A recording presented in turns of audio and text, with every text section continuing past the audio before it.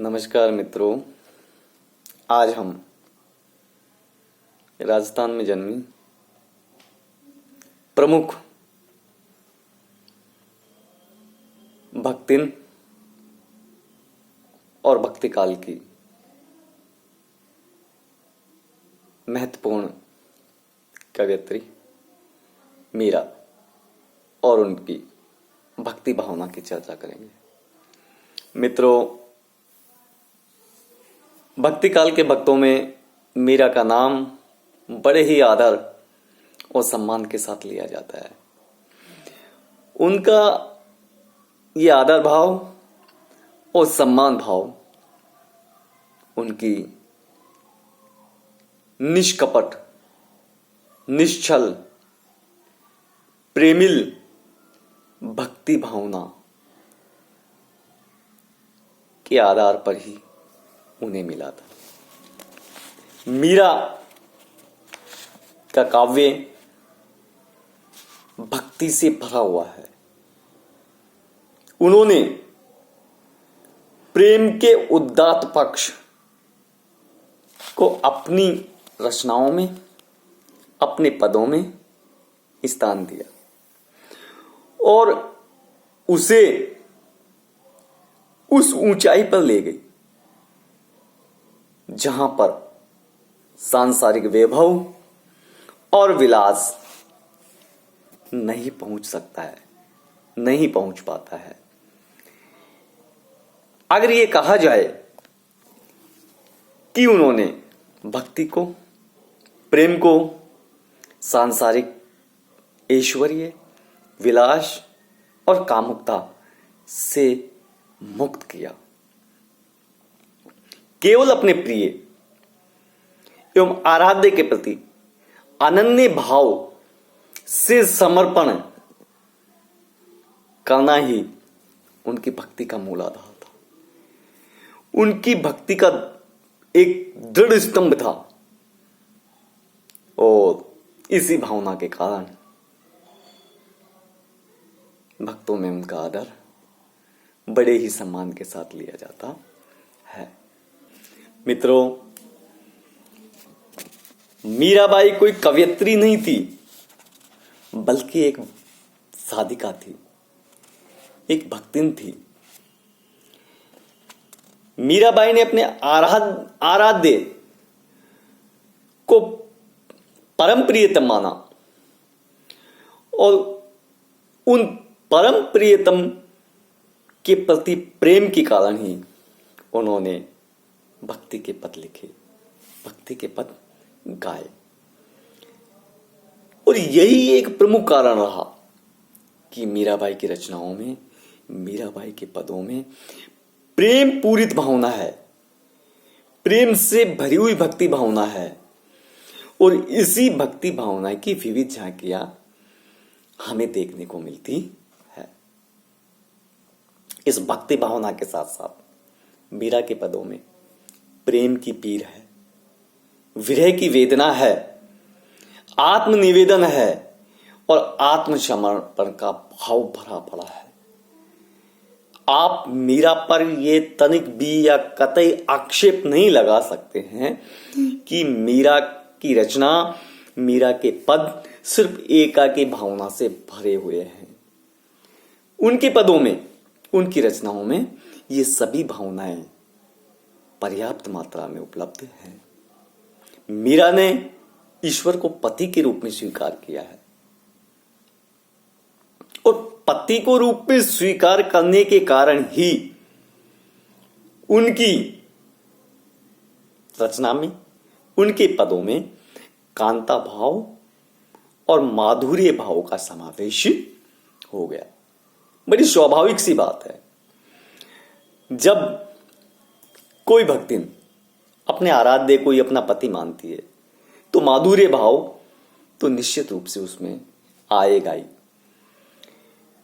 और माधुर्य भाव आ जाने के कारण उस भक्ति में मानसिक वेदना और भावों की करुणाजनक मार्मिकता का होना स्वाभाविक है। ये सब उनकी रचनाओं में, उनके पदों में इसी कारण देखने को मिलते हैं। तो ये कह सकते हैं कि मीरा के पदों में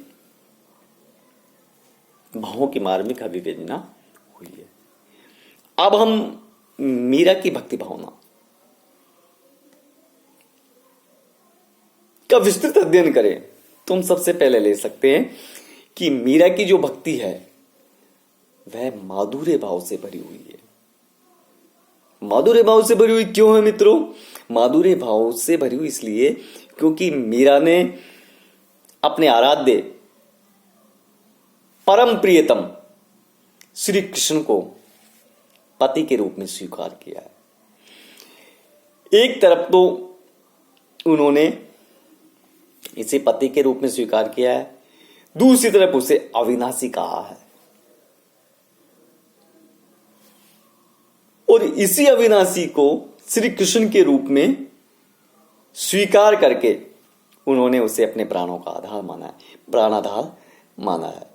अब जब प्राणाधार मान लिया, अपना प्रियतम मान लिया, पति मान लिया, तो दाम्पत्य भाव का समावेश हो गया, और दाम्पत्य भाव का समावेश हो जाने के कारण प्रियतम के रूप पर मोहित होना तथा उसे रिझाने के लिए प्रेमिल भावनाओं का समावेश होना निश्चित था।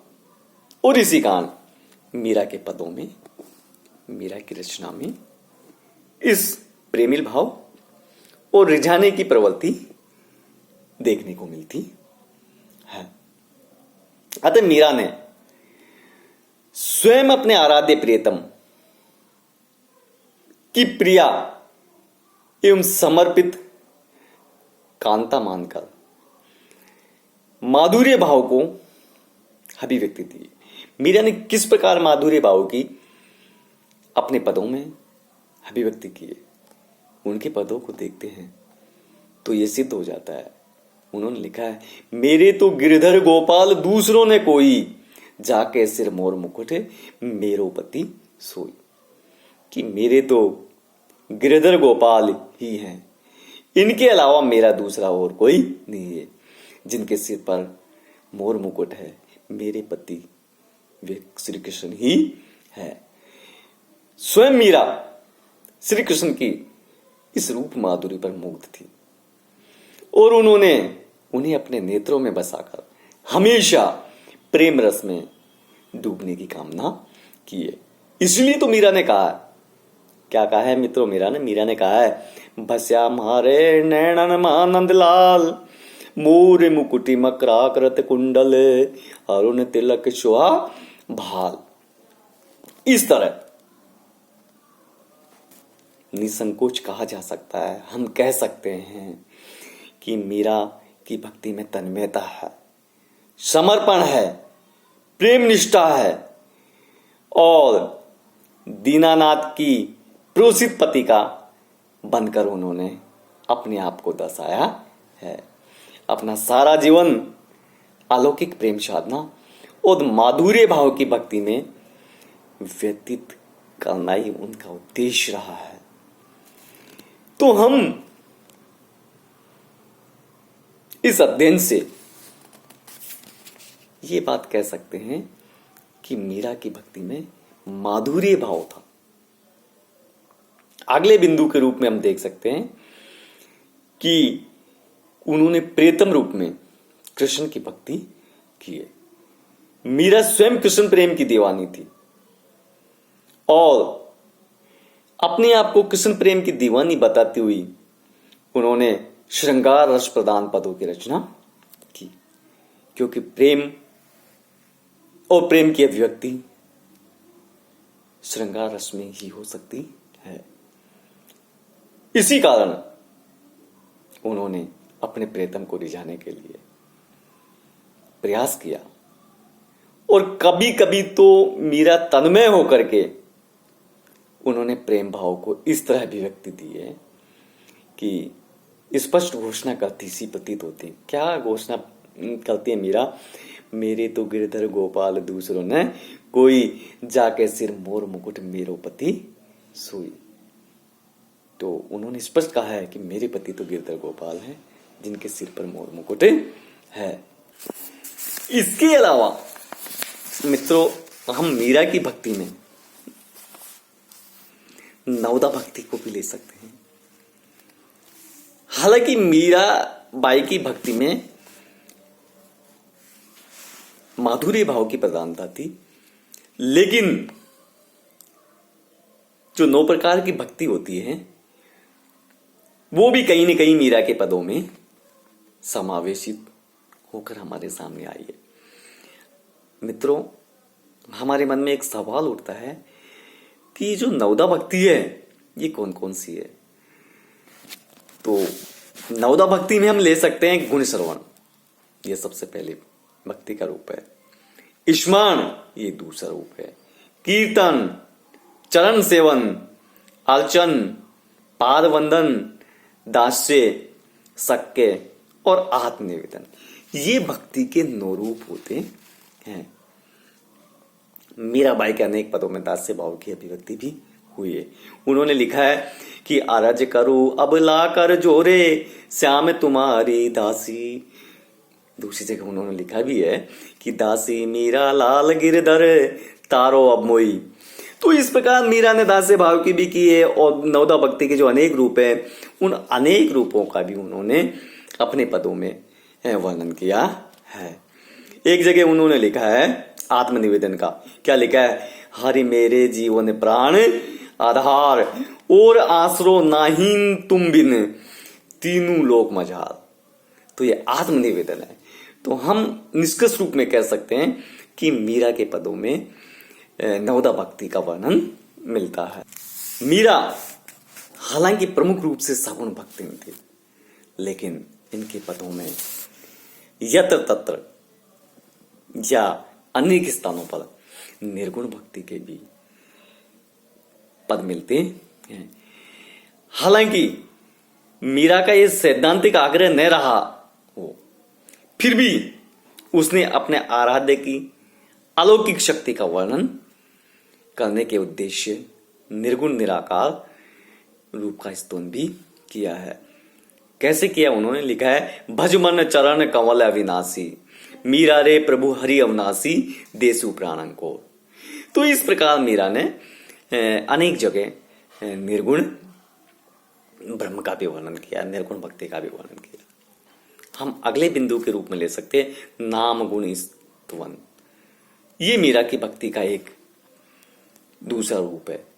मीरा के पदों में अपने आराध्य श्री कृष्ण के नाम और उसके गुण और उन गुणों का स्मरण तथा उनकी महिमा का बखान करना प्रमुख रूप से उल्लेखित किया गया है। मीरा ने ईश्वर के नाम को अमूल्य बताया है, और अमूल्य बता करके मित्रों उसके भजन करने के भाव को व्यक्त किया है कि प्रभु के प्रीतम के श्री कृष्ण का नाम स्मरण करना और उसके भजन करने से ही भवसागर को पार उतारा जा सकता है। उन्होंने लिखा है, क्या लिखा है? राम नाम रस पीवे मनुआ, राम नाम रस पीवे, मेरो मन रामई राम रटे रे, राम नाम जप लीजिए प्राणी, कोटि के पाप कटे रे। तो इस प्रकार उन्होंने नाम की महिमा, नाम का स्तवन किया है। कृष्ण की तो प्रमुख रूप से वो आराधिका थी, उनकी भक्ति में कृष्ण का ही रूप माधुर्य उनकी भक्ति की प्रमुखता है। उन्होंने कृष्ण को प्रीतम के रूप में माना है और उन्हीं के गुणों को अपने पदों में गाया है। तो हम अगर निष्कर्ष रूप में कहें तो ये कह सकते हैं कि मीरा की जो भक्ति थी माधुर्य भाव की थी। माधुर्य भाव की अनन्य भक्ति की प्रधानता मीरा की पदों में देखने को मिलती है। मीरा ने सगुण निर्गुण की उपासना के साथ साथ नाम गुण स्मरण और आत्मनिवेदन को भी प्रमुखता दी। मीरा के पदों में कोमल अनुभूतियों एवं वेदनाओं को भक्ति का आधार माना है। उनकी भक्ति में सहजता है और मार्मिकता है।